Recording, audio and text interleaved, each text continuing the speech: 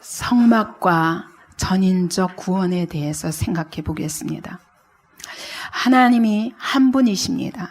그러나 성부, 성자, 성령의 하나님이 삼위의 하나님이 한 분으로 연합되어 있듯이 하나님의 형상대로 지음받은 인간도 세 부분으로 이루어져 있습니다. 영과 혼과 육입니다. 성막도 이런 부분에서 이 지성소는 우리가 하나님을 만나는 장소인 영을 상징하고, 이 성소는 제사장들이 들어가서 떡을 떼며 교제하는 그런 혼은 바로 사람들과의 만남 속에서, 사람들과의 관계 속에서 하나님의 영광을 드러내는 인격으로 성숙해가는 혼을 말하고, 그 다음에 우리의 육이, 이 성막들은 우리의 육이 하나님 앞에 거룩한 산제사로 드려지는 그런 몸이 하나님 앞에 드려지는 부분을 이야기합니다. 우리의 구원은 여러분 영의 하나님의 성령이 임하신 것으로 끝나는 게 아닙니다. 우리의 영의 하나님이 임재하셔서 우리의 혼과 육에까지 우리의 사람과의 관계 속에서도 하나님의 영광이 드러나야 됩니다. 우리의 삶의 걸음걸음의 현장 속에서도 하나님의 영광이 드러나야 됩니다. 하나님의 구원이 이루어져야 됩니다. 그래서 우리의 구원이 여러분 예수 믿고 난 이제 구원받았다 끝났다가 아닙니다. 주님이 우리 안에 법궤가 맨 처음 여기서부터 법궤에서부터 세워진다고 그랬죠. 성막이. 그것처럼 하나님이 우리 영 안에 들어오십니다. 여기서부터 시작합니다. 그런데 영에 들어오신 하나님이 우리의 혼과 우리의 육적인 삶에 이르기까지 하나님의 영역이 나타나야 됩니다. 하나님의 통치가 나타나야 됩니다. 그래서 오늘 이 부분에 대해서 생각해 보겠습니다. 어떤 사람은 영혼과 육체 이분설을 주장합니다. 그러나 그것도 인격적인 부분에서는 그렇습니다. 그러나 성경이 분명히 오늘 데살로니가 전서 5장 23절이 말씀하는 것처럼 너희 온 영과 혼과 몸이 주님 강림하실 때, 재림하실 때 흠없이 보존되기를 원하노라 말씀하십니다. 또 창세기 2장 7절에 보면은 여호와 하나님이 흙으로 사람을 지으시고 생기를 그 코에 불어넣으시니, 그래서 사람들은 이분설을 또 이야기하지만 이것을 가지고 삼분설이라고 이야기하는 사람들은 그런데 사람이 생명이 된지라, 그 생명, living soul, 그것을 바로 혼이라고 또 해석하기도 합니다. 그래서 어쨌건 성경에서는 영혼과 육체, 또 영혼, 육 두 가지로 말씀합니다. 근데 이 성소가 이 세 부분으로 이루어졌기 때문에 성막이, 그래서 이 세 부분을 적용해 보겠습니다. 사람의 구조가 몸만 있는 것이 아닙니다. 짐승은 몸만 있습니다. 물질도 물건 이거 하나뿐입니다. 이 안에 인격이나 영이나 있을 수가 없습니다. 그러나 사람은 하나님이 하나님을 닮게 지으셨기 때문에 영, 혼, 육이 있습니다. 이 몸은 본능적으로 삽니다. 자기 본능을 따라 삽니다. 그러면서 이 육체는 항상 본능이 욕구하는 것들을 충족시켜줘야 되는데 그 충족시켜주는 대상이 무엇입니까? 물질과 환경입니다. 그죠? 이 육체는.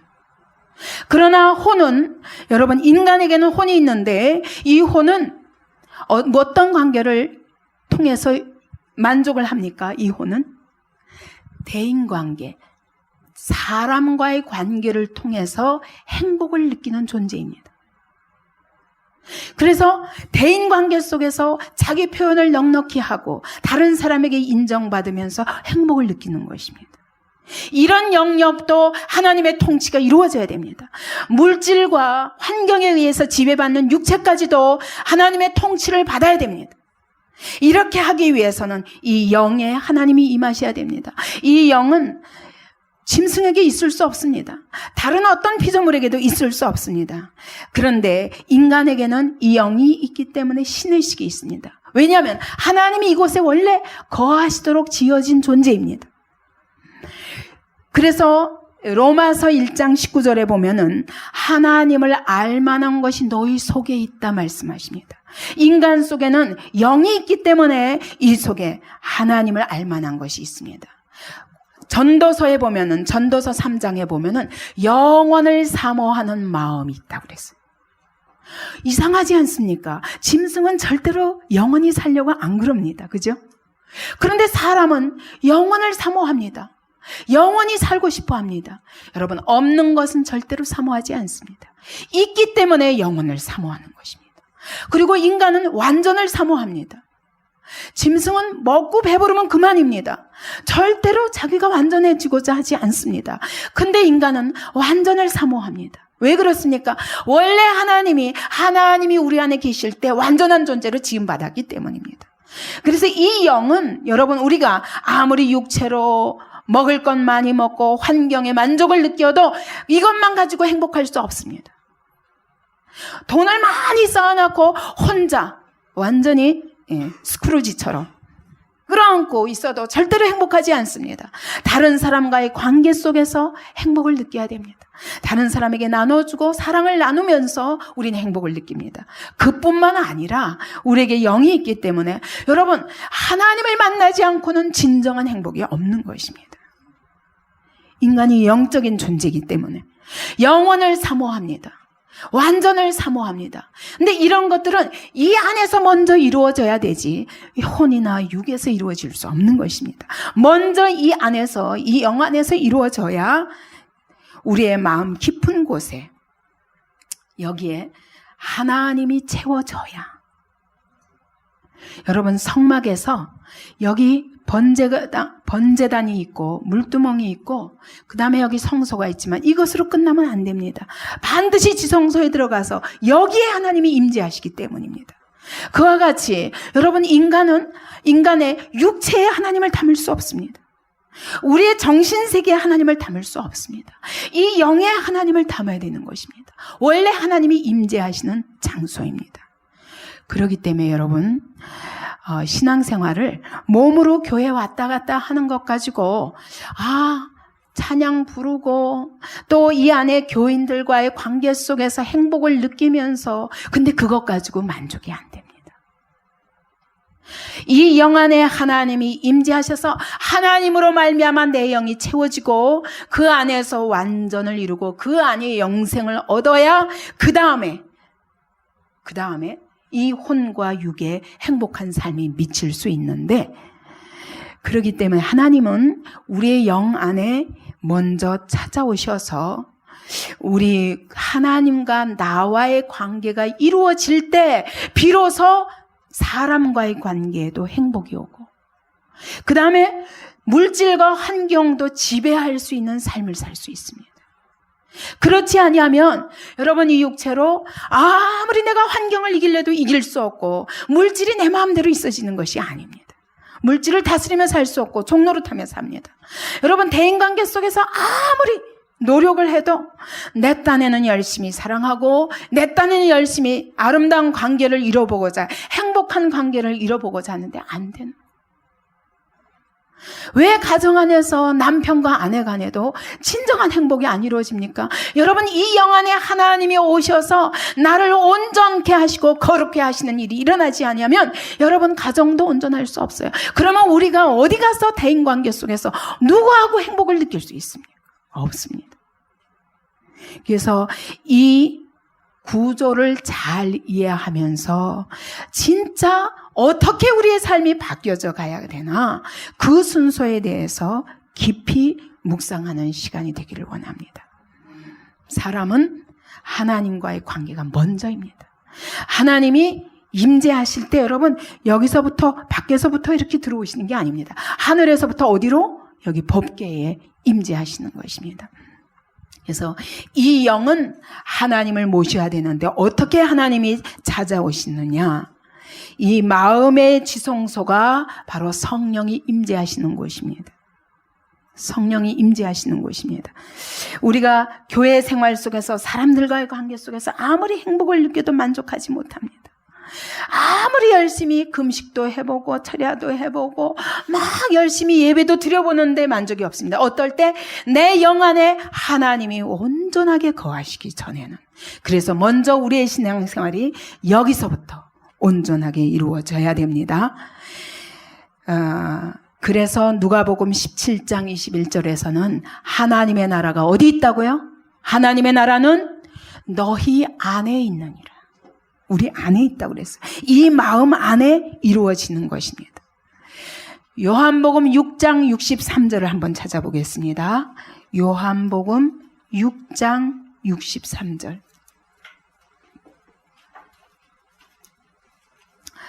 154페이지입니다. 6장 63절.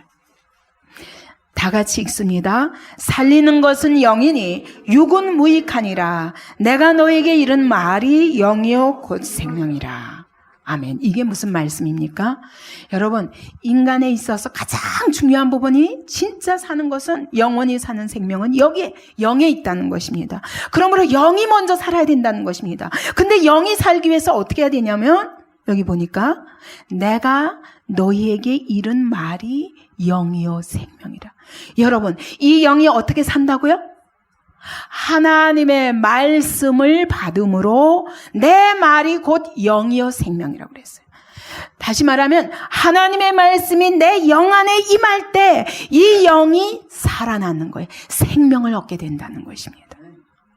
이런 방법으로 하나님이 우리의 영을 살리십니다. 그러므로 여러분, 하나님의 말씀을 듣다가 비로소 깨닫고 내가 지금 잘못 살고 있구나 깨닫고, 그 다음에 그 말씀을 받음으로 인해서 전에 알지 못했던 것들을 깨달으며 내 영이 살아나기 시작하는 거예요. 그래서 요한복음 3장 6절에서는 성령으로 거듭나지 않으면 하나님 나라에 들어갈 수 없다. 왜? 영이 살지 않으면, 하나님이 여기 임재하지 않으면 하나님 나라에 들어갈 수 없습니다. 입으로 예수를 믿는다고 말하고 발로 교회 다녀도 소용없습니다. 내 영 안에 하나님의 말씀이 생명으로 들어가야 됩니다. 이것이 구원입니다. 그래서 3장 6절에 육으로 난 것은 육이요 성령으로 난 것은 영이니 하나님의 성령이 이 안에 임재하시면서 내 영이 비로소 살아나는 것입니다. 그래서 요한복음 5장 24절에는 내 말을 듣고 나를 믿는 자, 나 보내신 이를 믿는 자는 영생을 얻었고, 바로 여기가 바로 영생이 임하는 장소입니다. 먼저 이것은 하나님과 관계를 통해서, 내 영은 하나님과의 관계를 통해서 살아나고 또 풍성하게 행복을 느낍니다. 또 이 혼은 사람과 이웃과의 관계를 통해서 이루어집니다.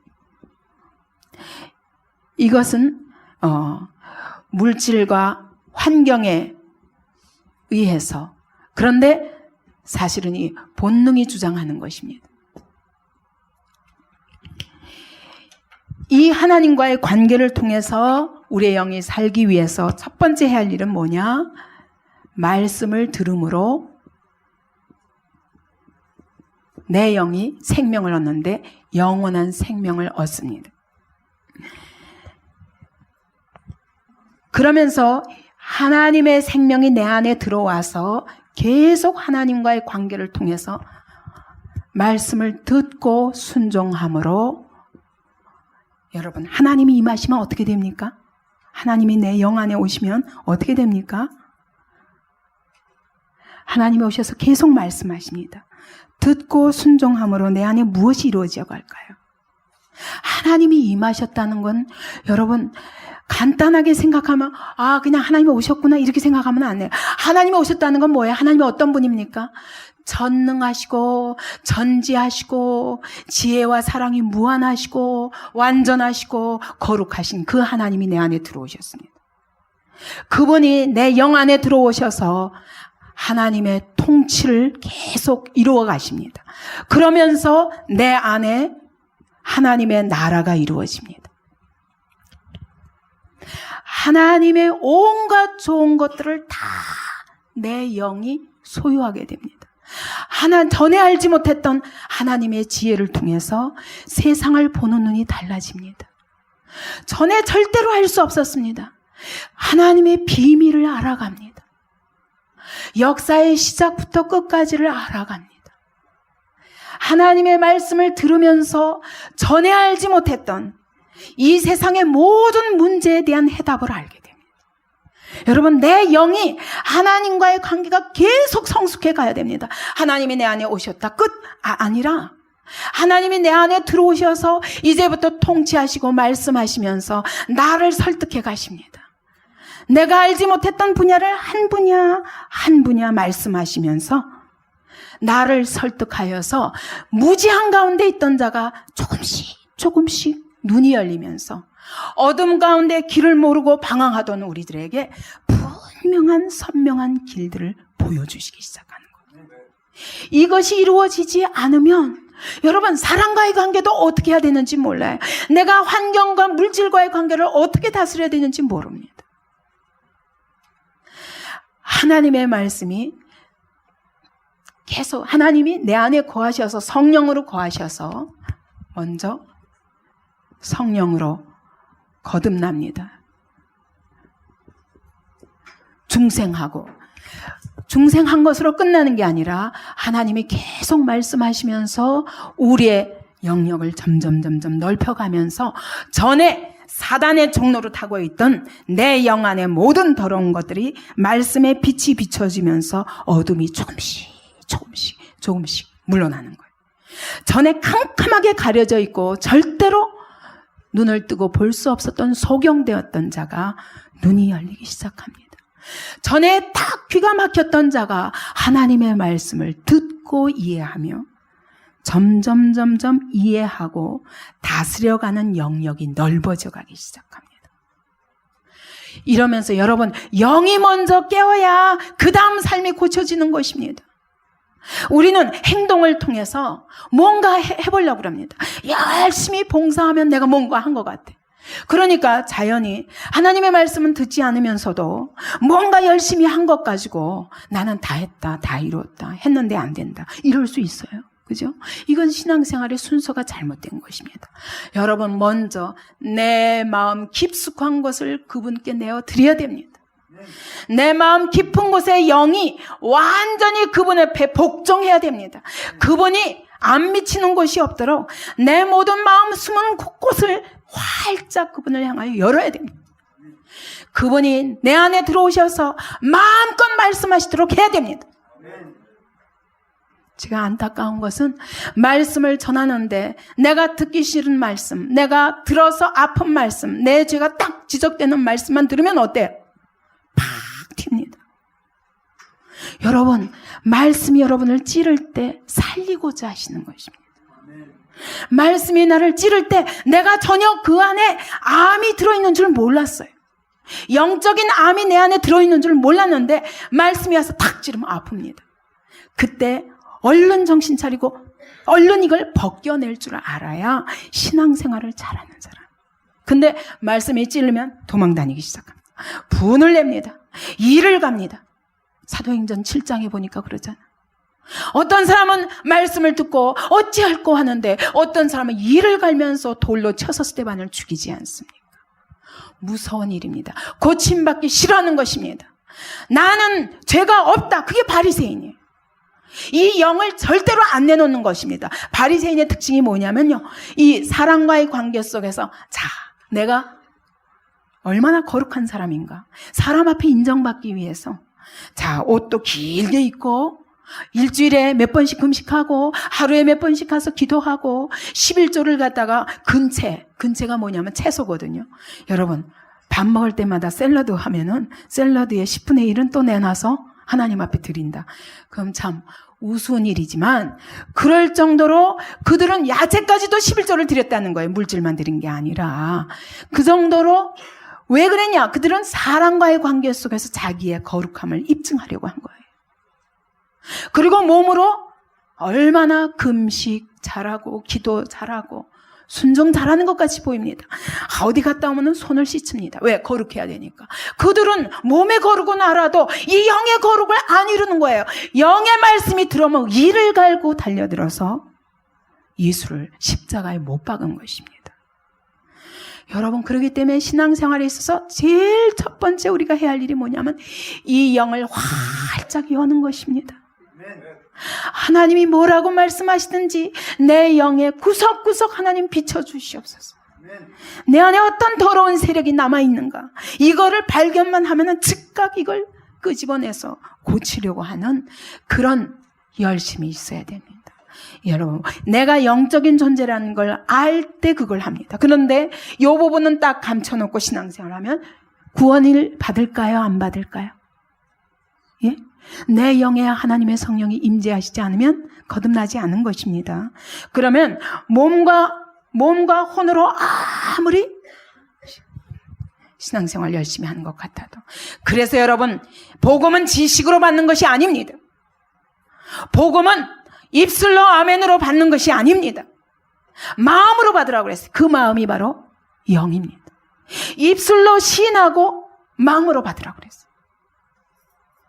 그래서 여러분, 설교를 할 적에도 마음으로 말씀을 받는 사람이 있고 머리에서 탁 튀겨버리는 사람입니다. 이것이 제일 안타까운 거예요. 제가 설교가 길어진다고 여러분 불평하지만 길어질 수밖에 없는 이유가 있습니다. 그것이 왜냐하면 이 영의 말씀이 들어가기를 원하는데 안 들어가는 게 보이면 제가 한 말 또 하고 한 말 또 하면서 안타까이 말씀을 반복하게 되는 것입니다. 그만큼 우리의 영은 완악합니다. 강팍합니다. 근데 이게 살리는 것인데 마귀가 꽉 붙잡고 있기 때문에 이 영을 안 엽니다. 이 영이 열려서 하나님을 향하여 무한정으로 열려 있을 때 어떨까요? 성령 충만을 받게 되는 것입니다. 이때 성령 충만 받게 돼요. 그래서 여러분, 이 영을 활짝 열어서 여러분 그분이 말씀하시는 대로 순종하며, 그래서 이것을 뭐라고 표현하냐면 성경에서 하나님의 성령이 우리 안에 들어오셔서 이제 동행하는 삶이 시작이 됐는데, 이것이 항상 그 영 안에서 계속 말씀을 들으면서 순종을 통해서 그분과 동행하는 삶을 살게 되거든요. 그래서 이것을 성경에서 또 다른 비유로 뭐라고 그러냐면 결혼에 비유하는 것입니다. 이제는 내 영 안에 하나님이 들어오셔서 함께 사는 것입니다. 신랑과 신부가 만나서 한 방에 살듯 내 마음에 성령께서 오셔서 나와 함께 사시는 것입니다. 그래서 이 순종은 억지로 하는 순종이 아니라 사랑함으로, 그분이 어떻게 나 같은 자를 위해서 어떻게 하늘 보좌를 버리고 내게까지 십자가에 피 흘려 죽으시면서까지 나를 먼저 정결케 하셔서 번제단에서 그분이 십자가 위에서 나를 정결케 하기 위한 피를 흘리시고 그 피를 내 영에 바르시고 그리고 이 안에 들어오신 것입니다. 들어오셔서 이제 나를 말할 수 없는 사랑으로, 생명의 길로, 복받는 길로, 정말 승리하는 삶으로, 영원한 상이 있는 삶으로, 그 나라에 가서 후회 없는 삶으로, 그렇게 하나님이 나를 고쳐가기 위해서 들어오신 것입니다.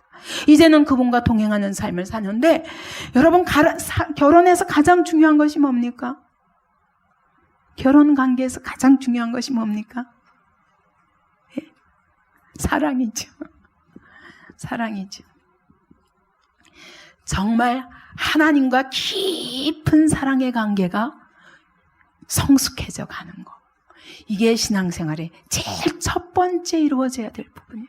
그게 몸으로가 아니라, 이 육체로가 아니라, 이 혼으로 사랑과의 관계 속에서 남이 보기에 그런 게 아니라, 여러분 내 안에 성령으로 임재하신 그분이 보시기에 내가 그분을 향하여 마음을 활짝 열고 무엇이라고 말씀하시든지 다 아멘으로 받고, 왜? 그분이 나를 어떠한 사랑으로 찾아오셨는가를 믿기 때문에. 그분이 내게 말씀하신 것은 다 생명이요, 그분이 내게 말씀하신 것은 다 정말 축복의 길이요, 영원한 안식의 길인 것을 믿기 때문에 사랑으로 순종함으로 그분과 내가 딱 하나가 되어 가는 것입니다. 바울이 그러기 때문에 빌립보서 3장에서 뭐라고 말씀하시냐면 내가 그 안에서 발견되기 위해서 그가 이전에 좋게 여겼던 모든 것들을 다 뭘로? 배설물로 여겼다. 왜? 내가 그 안에서 발견되려. 그게 무슨 말입니까? 내가 예수 안에, 내 영 안에, 내 마음 안에 그분이 늘 계시도록 하기 위해서 이것에 방해되는 모든 것들을 다 배설물로 다 버렸다는 거예요. 그러니까 여러분, 순교자들이 왜 나옵니까? 그분이 나와 함께, 내가 사랑하는, 나를 사랑하시는 그분이 나와 함께 계셔서 그분을 내 마음속에서 몰아내지 않기 위해서는, 여러분, 예수를 부인하고 입술로 잠깐 부인한다고 그래서 주님이 우리를 구원을 취소하시지는 않으시거든요.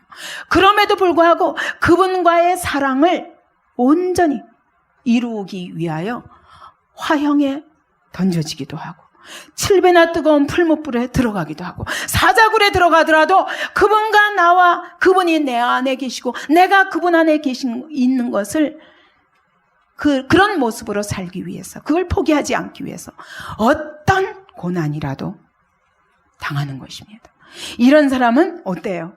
모든 육체도 초월합니다. 모든 대인관계에서 예수님도 그랬어요. 많은 사람들이 예수님을 조롱했습니다. 그분은 개의치 않습니다. 왜? 하나님이 내 안에 계셔서 이루시는 일에 대해서 죽기까지 복종하셨습니다. 이런 사람이 사실은 사람도 이기고 환경도 이기는 것입니다. 이런 주님에 대해서 어떻게 하셨어요? 그분이 십자가에 죽기까지 종의 형체를 가져 아버지의 보좌를 버리고 종의 형체로 이 땅에 내려오셔서 가장 저주받은 모습으로 죽으셨지만, 그러나 그분은 하나님께서 모든 만물 위에 뛰어난 이름으로, 만물을 복종케 하시는 이름으로 그분을 높이셨습니다. 여러분, 그와 같이 하나님과의 관계가 튼튼하면 사람과의 관계나 물질과 환경의 관계, 이런 것들을 다 초월하여 살 수 있습니다. 그래서 여러분, 우리의 신앙생활의 제일 중심을 어디다 두시기 바랍니다. 여기 영에다 두시기 바랍니다. 영에다 두시기 바랍니다. 그래서 제가 안타까이 여기는 것은, 여러분 은혜 받았다고 펄쩍펄쩍 뛸 때 하고 말씀을 듣다가 갑자기 분을 내고 화를 낼 때 보면, 그 은혜가 여기에 온전한 사랑으로 주님과의 관계가 온전히 견고하게 성숙되지 못했다는 것을 입증하는 것입니다. 여러분, 내가 그런 자리에 놓일 때 얼른 내가 어떤 자리에 있는가 나 자신을 발견하기 바랍니다. 내 영이 지금 하나님과의 관계 속에서 어떤 자리에 있는가 다시 한번 자기를 살펴야 됩니다. 그리고 얼른 내 영을 그분께 복종시켜야 됩니다. 그럴 때 하나님의 성령께서 내 안에서 마음껏 일하십니다. 마음껏 일하실 때 여러분, 그분이 생각해 보세요. 사람과 사람 관계도 그렇습니다. 제가 누구한테 얘기를 아주 마음에 전혀 부담이 없이 쉽게 다 이렇게 얘기했습니다. 근데 그 사람이 탁 어느 부분에 못 받는 부분은 절대로 안 들어요. 나는 굉장히 쉽게 얘기했는데 막 말을 못 받아들이면 그 다음부터 어때요? 말할 때 조심하죠. 저 사람이 또 화내면 어떡하지? 난 농담으로 해도 확 화를 내요. 그럼 농담도 못하겠네. 여러분, 사람도 그렇잖아요. 하나님이 뭐라고 말씀하시든 그 말씀 앞에서 아멘으로 해야 하나님께서 마음대로 말씀하시죠. 그래야 하나님이 이런 비밀, 하나님의 그 심장 깊은 곳에 있는 모든 말씀을 우리에게 해주시지 않겠어요. 근데 이렇게 말하면 휙, 저렇게 말하면 휙, 뭐든지 자기 고집대로 가고 마음을 딱 닫아버리면 절대로 성령 충만 받을 수 없습니다. 아무리 여러분 금식해도 소용없고 기도원에 가서 안수 받아도 소용없고 그러면 손뼉 쳐도 소용없고 팔팔 뛰어도 소용없어요. 마음을 활짝 여시기 바랍니다. 마음을 활짝, 그분을 향하여 하나님 내게 말씀하옵소서. 사람을 통해서도 말씀하옵소서. 내가 가장 듣기 싫은 말도 하시옵소서. 내가 모르는 건 뭐든지 말씀하옵소서. 그럴 때 주님이 여러분 상상하지도 못한 세계까지 열어주십니다. 이렇게 하나님과 가까워지기 원하십니까? 예, 그러면 마음을 어떤 경우에도 닫지 마세요. 어떤 경우에도 닫지 마세요. 마음을 여시기 바랍니다. 하나님이 우리에게 마음껏 들어오실 수 있어요. 예, 우리의 마음을 찢고 우리의 몸을 갈갈이 찢어서라도 그분 들어오실 수 있습니다. 근데 그분은 인격의 하나님이시기 때문에 볼지어다 내가 문 밖에 서서 문을 두드리더니 누구든지 내 음성을 듣고 문을 열면 내가 그에게로 들어가 그와 더불어 먹고 그와 더불어 마시리라. 인격적인 하나님이십니다. 그렇기 때문에 늘 말씀으로 우리의 마음의 문을 놓고 하십니다. 그때마다 여러분 말씀하옵소서 마음을 여시기 바랍니다. 이것이 신앙생활의 첫 번째 비결입니다. 이것이 우리의 마음의 지성소 안에서 이루어지는 일입니다. 우리의 육체 안에서 우리 인간이라는 한 존재 안에서 우리의 지성소는 어디에요? 영이라는 말씀입니다. 그 영 속에 주님이 임재하시도록 마음을 활짝 여는 우리들이 되기 바랍니다. 그 다음에 여러분 우리가 아무리 하나님과 나와의 관계가 좋아도 여러분 이것이 사람과의 관계 속에서 나타나지 않으면 안 됩니다. 그래서 요한일서 4장 20절 보십시오. 요한일서 4장 20절 함께 읽습니다. 392페이지입니다. 요한일서 4장 20절 함께 읽습니다. 시작. 누구든지 하나님을 사랑하노라 하고 그 형제를 미워하면 이는 거짓말하는 자니 본인 바 그 형제를 사랑치 아니하는 자가 보지 못하는 바 하나님을 사랑할 수가 없느니라. 예. 하나님을 사랑한다고 말하면서 형제를 사랑하지 않는 사람, 다른 사람을 사랑하지 않는 자는 다 거짓말이라는 말입니다. 하나님을 정말 사랑하는 자는 여러분 하나님이 모든 사람을 사랑하시기 때문에 거절할 수가 없어요. 하나님이 저에게도 그런 훈련을 참 많이 시키셨습니다. 제가 하나님을 늘 저는 처음 믿을 때부터 제 첫 고백이 주님 사랑해요. 주님 사랑해요. 저는 그 말을 한 대여섯 번씩 하지 않고는 기도를 할 수가 없었어요. 그렇게 주님을 사랑하는 마음으로 하나님이 나를 그렇게 붙드셨습니다. 맨날 사랑해요, 사랑해요, 사랑해요. 그 다음에 기도하는데 여러분 그 다음에 기도하는데 다른 사람을 위해서 기도하면서 분낼 수 있어요? 할 수 없어요. 왜냐하면요 누가 나를 막 아무리 핍박하고 나를 아무리 욕하고 나를 아무리 대적하는 자라도 기도하다 보면요 주님 사랑해요 하고 고백하고 나면요 주님이 뭐라고 그러시냐면 내가 그를 위해서도 내가 피를 흘렸단다. 누구를 위하여 기도하든지 나를 대적하고 나를 미워하고 나를 핍박하는 모든 자에 대해서도 기도하면 하나님이 내가 그를 위해서도 내가 십자가에서 피를 흘렸단다. 그러시면 할 말이 없어요. 그래서 처음에는 분을 내고 시작하다가도 하나님의 사랑으로 다 녹아지는 거예요. 하나님을 사랑하는데 하나님이 사랑하시는 자를 어떻게 내가 미워할 수가 있어요? 십자가에 못 박혀 죽으시기까지 사랑하신 자를 어떻게 미워할 수 있어요? 그래서 또 나의 마음을 꺾고 나의 감정을 꺾고 다시 한번 사랑의 노력을 하고 그분이 섭섭해하지 않으시도록 하나님이 섭섭하시지 않도록 여러분 내 자녀를 뭐라 그러면요 부모들이 화를 냅니다. 그죠? 암만 모지라도 자기 자녀를 사랑하는 마음 때문에 자녀에 대해서 뭐라 그러면 화를 냅니다. 여러분 이와 같이 하나님을 진정으로 사랑하면 대인관계 속에서 하나님의 성품이 나오게 되어 있어요. 하나님의 성품. 그래서 여기 이 성소 안에는 무엇이 있습니까? 떡상이 있고 그 다음에 등대가 있고 그 다음에 향단이 있습니다. 떡상은 뭐라고요? 무엇을 상징한다고요? 예, 생명의 말씀입니다. 이 말씀을 먹지 않고는 살 수 없어요. 무엇이? 영이 살 수가 없습니다. 예, 생명의 말씀입니다. 그 다음에 등대는 성령의 조명입니다. 이것은 빛입니다. 성령은 빛이십니다. 모든 어둠을 다 쫓아내십니다. 향단은 기도를 상징한다고 그랬어요. 여러분, 우리가 날마다 말씀을 먹으면서 점점 내용이 자라갑니다. 성숙해 갑니다. 성숙해 가면서 말씀을 계속 먹다 보면 어떻게 될까요? 성숙해 가면서 이루어지는 것이 이전에 내가 가지고 있던 모든 생각과 가치관들의 변화가 옵니다. 성령은 하나님의 사랑을 부어주신다고 그랬어요. 성령으로 말미암아 로마서 5장 5절에 성령으로 말미암아 하나님의 사랑이 우리에게 부음받는다고 그랬어요.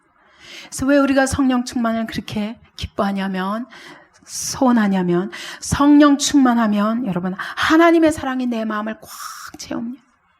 그 하나님의 사랑에 감격하여 뭐든지 할 수 있어요. 사랑은 힘이 있다고요. 그죠? 사랑은 힘이 있습니다. 하나님의 사랑이 부음받으면 하나님의 사랑을 느끼면서 하나님을 사랑함으로 말미암아 뭐든지 순종할 수 있는 마음이 생기는 거예요. 그래서 내 속에 있던 모든 어둠을 다 물리치고 하나님의 사랑에 젖게 됩니다. 근데 여러분 예수 믿고 보면 왜 예수 믿었는데도 그렇게 변화되는데 시간이 걸리냐면 여러분 우리의 감정 속에 하나님이 원래 우리 안에 들어오시면 이 사랑의 감정으로 충만해야 되는데 하나님이 우리를 떠나시고 나서 우리가 하나님을 떠나고 나서 그리고 나서 우리가 사단의 종로를 타면서 우리 안에 갖가지 감정들이 상하고 부패하고 상처받은 그런 심령들로 가득 차 있습니다. 이 감정이 매우 부패되고 이 감정 속에 많은 상처가 있습니다. 이런 상처들이 하나님의 사랑으로 말미암아 온전히 치유받지 아니하면 내 안에 삐죽 여러분 상처받은 사람들은 절대로 남한테 쉽게 마음을 열지 않습니다. 그리고 남을 쉽게 사랑할 수가 없습니다. 늘 의심합니다. 그리고 상처 때문에 어떤 비슷한 반응이 올라 그러면 탁 방어합니다. 자기 방어가 심합니다. 그렇기 때문에 아무도 가까이 갈 수 없어요. 그래서 점점 더 고독해져요. 그래서 점점 대인관계가 더 어려워져요. 무서운 것입니다. 우리의 감정 속을 다 들여다볼 수 있어야 돼요. 하나님의 말씀으로 날마다 내 감정을 들여다보고 성령의 조명하심을 따라 비춰보면 내 속에 있던 어두움들이 하나씩 빛으로 바뀝니다. 그래서 이 감정의 변화가 옵니다. 하나님의 사랑으로 이 상처들이 하나님의 사랑으로 바뀌어지기 시작하는 거예요. 그 다음에 마음이 넉넉해지기 시작합니다. 다른 사람을 향해서도 넉넉해지는 것입니다. 이렇게 바뀌어가야 됩니다. 그 다음에 기도를 통해서 기도도 여기는 이 성소는 어떤 곳이냐면 제사장들이 들어가는 곳입니다. 적어도 우리가 복음을 받고 나면 이제 온전히 대인관계 속에서 제사장의 역할을 해야 됩니다. 그래서 우리를 왕같은 제사장으로 부름받았다고 말씀하는 것. 그래서 제사장들은 중보 기도를 하죠. 그죠?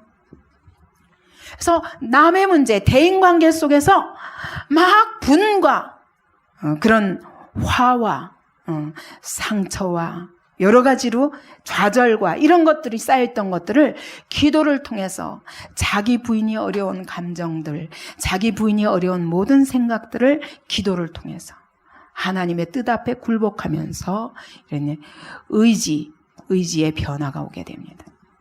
타락한 의지는 자기 본능대로 합니다. 타락한 의지는 충동적으로 삽니다. 그래서 갑자기 욱 하면은 자기의 감정과 그냥 이전에 살던 그런 버릇대로 휙 모든 선택을 해버립니다. 인간에게는 지정의가 있어서 생각하고 느끼고 뿐만 아니라 날마다 결단을 통해서 선택하는 것입니다. 우리 인간에게는 선택의 권리가 있어요. 자유가 있어요. 이것이 하나님이 우리에게 하나님의 형상대로 주셨기 때문입니다. 그냥 로봇같이 만드시면은 죄도 없이 그냥 로봇으로 이렇게 움직일 텐데 하나님이 우리를 로봇으로 만드신 게 아니라 인격을 주셨기 때문에 인격의 한 요소인 자유의지가 우리 안에 있습니다. 그래서 선택을 해야 되는데 내가 선택한 것대로 내 운명이 가게 되어 있습니다. 그죠? 내가 본능을 따라 살면 사망이에요. 육체를 따라 살면 사망이에요. 로마서 8장이 말씀하는 것이 그것입니다. 육신에게 져서 육신대로 살면 죽을 것이나 그러나 영으로서 너의 몸의 행실을 죽이면 살리라. 이렇게 말씀하시는 겁니다. 그런가 우리가 날마다 성령을 따라 사느냐 육체를 따라 사느냐 선택을 해야 되는데 그 선택을 할 수 있는 것입니다. 기도를 통해서. 기도는 뭐입니까? 내 원대로 마옵시고 아버지의 원대로 하옵소서 하는 것이 기도거든요. 기도를 통해서 자기 의지, 본능적이고 충동적이고 자기 올무에 빠져있는 이 모든 습관들을 극복할 수 있는 힘이 생깁니다.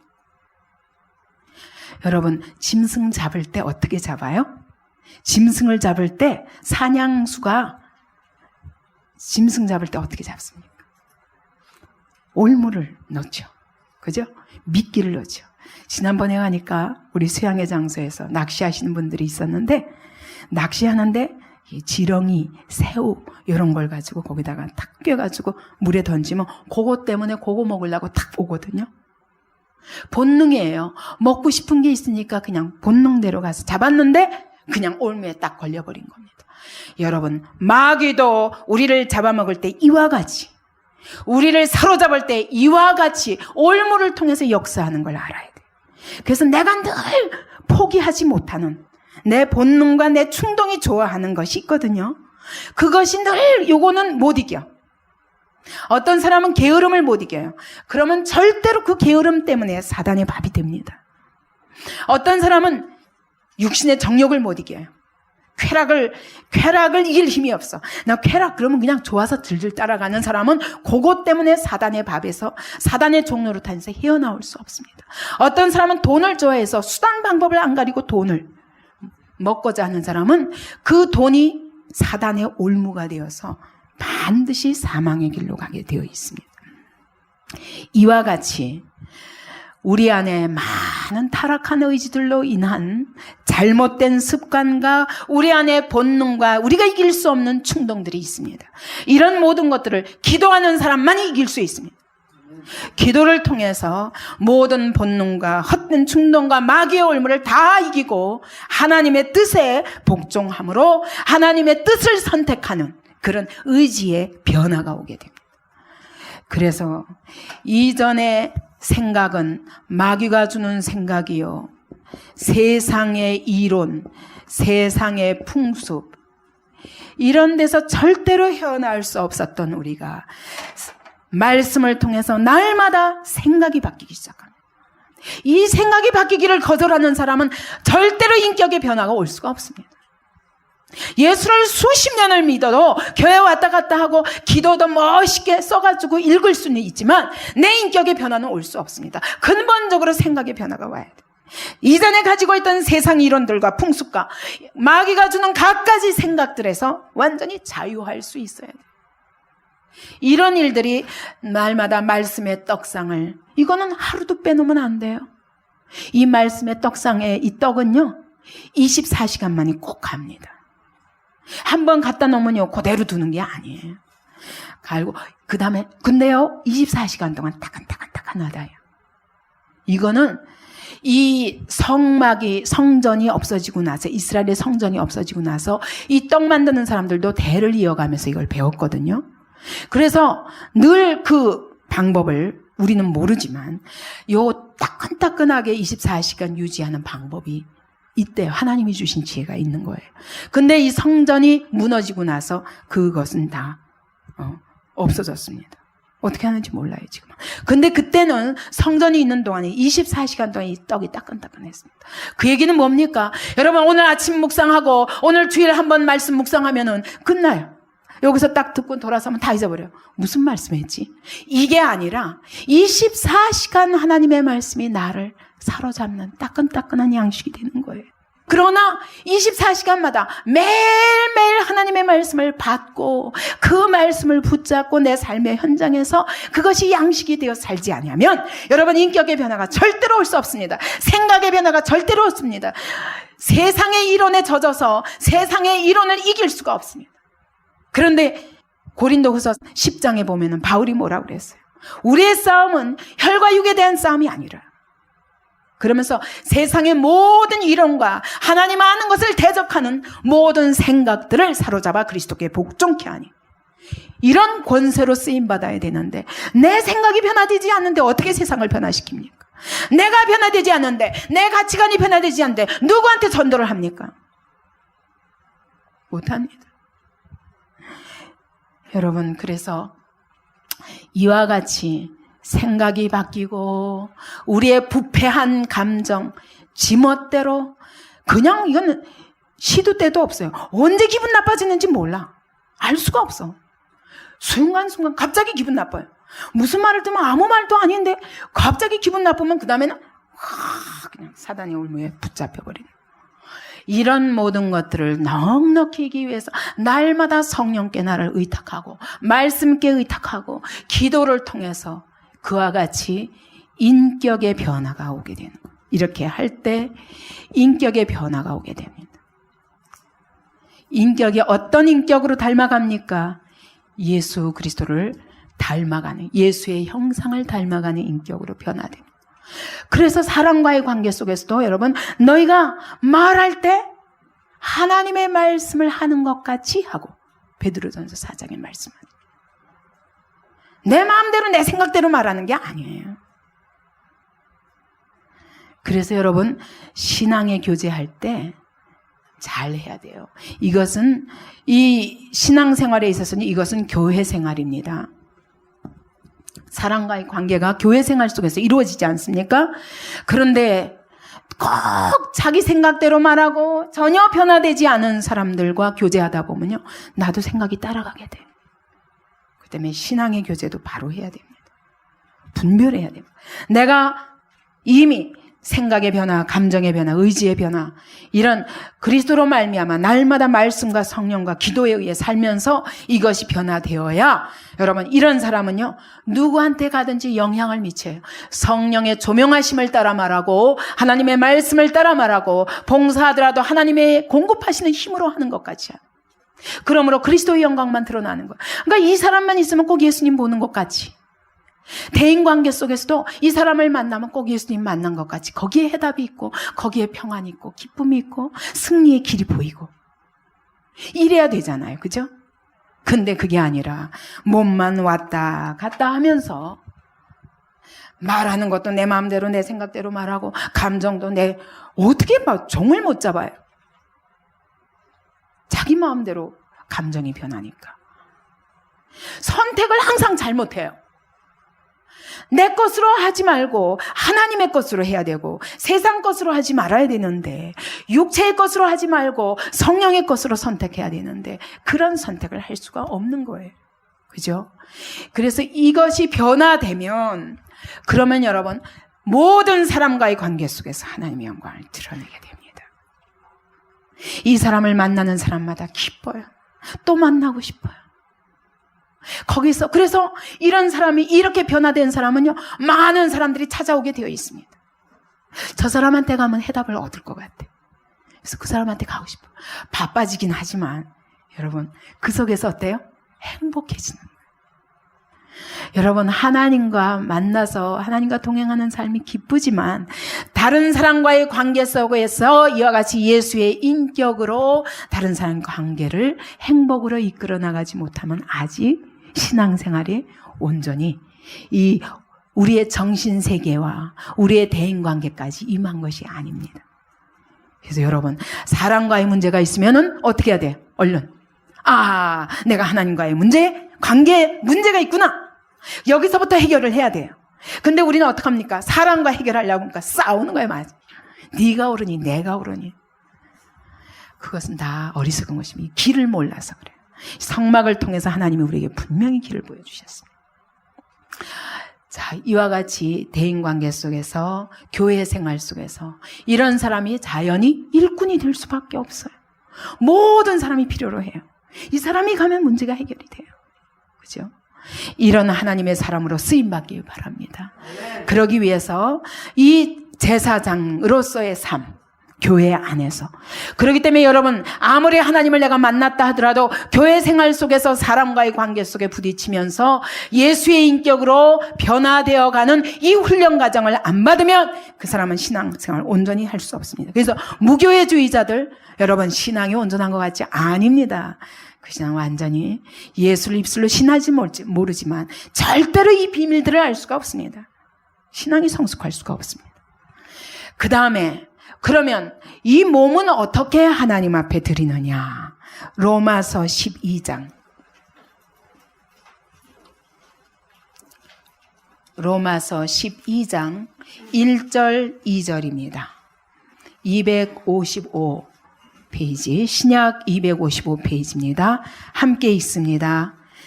그러므로 형제들아 내가 하나님의 모든 자비하심으로 너희를 고난하노니 너희 몸을 하나님이 기뻐하시는 거룩한 산제사로 드리라. 이는 너희의 드릴 영적 예배니라. 너희는 이 세대를 본받지 말고 오직 마음을 새롭게 함으로 변화를 받아 하나님의 선하시고 기뻐하시고 온전하신 뜻이 무엇인지 분별하도록 하라. 예, 이 몸을 어떻게 하라고요? 제사로 드리라는 것입니다. 우리의 몸은 제사 드려야 될 것이에요. 제사는 어떻게 드립니까? 죽고, 나는 죽고, 그죠? 네. 제사는 이 번제단에서 짐승을 죽입니다. 그래서, 그런데 우리는 성령으로 말미암아 산 자고, 이제 육체는 죽은 자입니다. 이렇게 인식해야 돼요. 이게 제사예요. 내 육체는 이미 죽었습니다. 그리스도와 함께 십자가에 못 박혔나니, 그런즉 이제는 내가 산 것이 아니요 내 안에 그리스도께서 사신 것이라. 이 고백이 이루어짐으로 내 삶의 현장에서 날마다 제사를 드려야 되는 거예요. 몸은 죽이고 성령만 나타나시도록, 나는 죽고 예수만 나타나시도록, 이것이 바로 몸을 내 삶의 현장에서 드리는 신앙생활인 거예요. 이게 이루어져야 됩니다. 어떻게 그러면 드리느냐? 2절에 보니까 이 세대를 본받지 말라. 세상 따라가지 말라는 것입니다. 세상 풍속 따라가지 말라는 것입니다. 육체의 정욕을 따라가지 말라는 것입니다. 하나님 없는 가치관들을 따라가지 말라는 것입니다. 물질주의, 인본주의 이런 거 따라가지 말라는 것입니다. 돈과 헛된 영광과 지식과 명예와 이런 것들 따라가지 말라는 것입니다. 이 세대의 모든 풍습과 이 세대의 모든 이론과 이 세대의 모든 상식들을 따라가지 말라는 것입니다. 어떻게? 하나님의 말씀을 따라가기 위해서 나는 죽었다, 이 육체를 죽었다 고백하라는 것입니다. 이제는 사나 죽으나 그리스도의 것이니 그 다음에 마음을 새롭게 하고 세대를 본받지 말고 마음을 새롭게 함으로 변화를 받아. 그 얘기는 뭡니까? 내 마음에 성령이 임하셨다는 것, 그 성령을 조출하는 것입니다. 그리고 하나님의 뜻을 분별하여서 그 뜻에다가 내 몸을 드리라는 것입니다. 로마서 6장 마지막으로 읽고 마칩니다. 로마서 6장 12절 13절. 그러므로 너희는 죄로 너희 죽을 몸에 왕노릇하지 못하게 하여 몸의 사욕을 순종치 말고, 또한 너희 지체를 불의의 병기로 죄에게 드리지 말고 오직 너희 자신을 죽은 자 가운데서 다시 산 자같이 하나님께 드리며 너희 지체를 의의 병기로 하나님께 드리라. 그렇게 할 때 죄가 우리를 주관하지 못한다는 것입니다. 이 몸을 의의 병기로 하나님께 드리라는 거예요. 말씀에 드리라는 것입니다.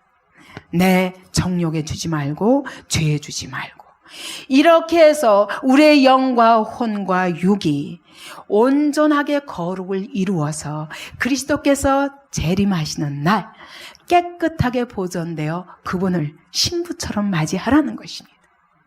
그래서 여러분, 우리가 이 땅에 사는 이유는 무엇보다 무엇입니까?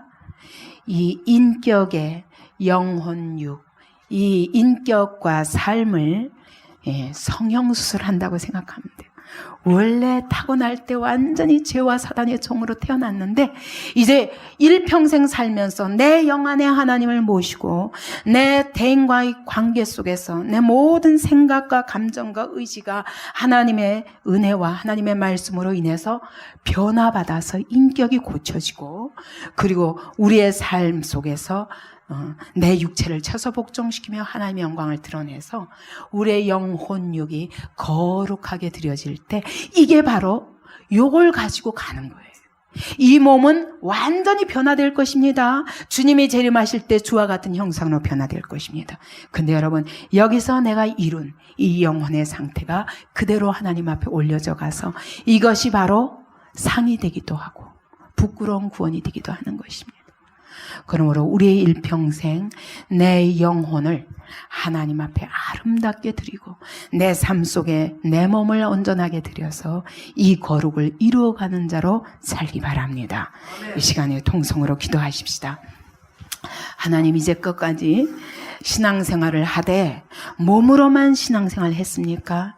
주님 불쌍히 여기시고, 하나님, 이제 내 영 안에 하나님을 모셔서 그분이 내게 말씀으로 들어오셔서 영원한 생명으로 들어오셔서 그 나를 온전히 주관하시며 이 말씀으로 말미암아 내가 내 속에 있던 모든 어둠들을 쫓아내고 빛으로 변화받아 내 대인관계의 삶과 그리고 육으로 사는 모든 삶의 현장에서 하나님의 온전한 영광을 드러내며 마지막 날 주님을 기쁨으로 순결한 신부로 만날 수 있도록 축복하여 주옵소서. 이것이 우리의 진정한 고백이 되게 바랍니다.